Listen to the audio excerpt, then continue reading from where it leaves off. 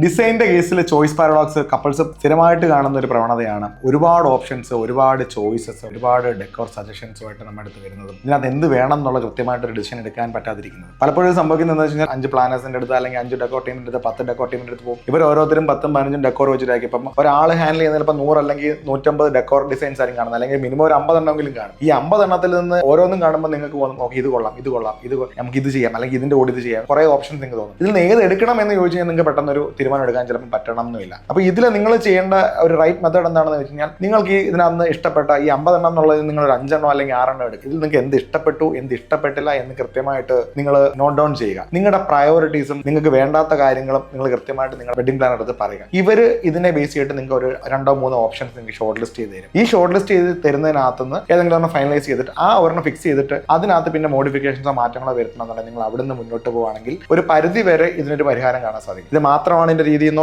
ഇതാണ് എന്റെ കറക്റ്റ് രീതി എന്നുള്ളതല്ല. ഒരു പക്ഷേ ഈ പറയുന്ന 100 എണ്ണത്തിൽ നിന്ന് ഫസ്റ്റ് ലെവൽ ഒന്ന് ഷോർട്ട് ലിസ്റ്റ് ചെയ്യുക, നിങ്ങളുടെ പ്രയോറിറ്റി സെറ്റ് ചെയ്യുക, നിങ്ങളുടെ പ്രിഫറൻസുകൾ ലൈക്സും ഡിസ്ലൈക്സും സെറ്റ് ചെയ്യുക. അതനുസരിച്ചിട്ട് പ്ലാനർ എടുത്ത് പറയുക. അവർ നിങ്ങൾക്ക് കുറച്ച് സാധനം ഷോർട്ട് ലിസ്റ്റ് ചെയ്ത് തരും. ആ ഷോർട്ട് ലിസ്റ്റ് ചെയ്തതിൽ നിന്ന് ഒരെണ്ണം എടുക്കുക, അതിനകത്ത് ഓൾട്രേഷൻസോ മാറ്റങ്ങളോ വരുത്തണമെങ്കിൽ വരുത്താം.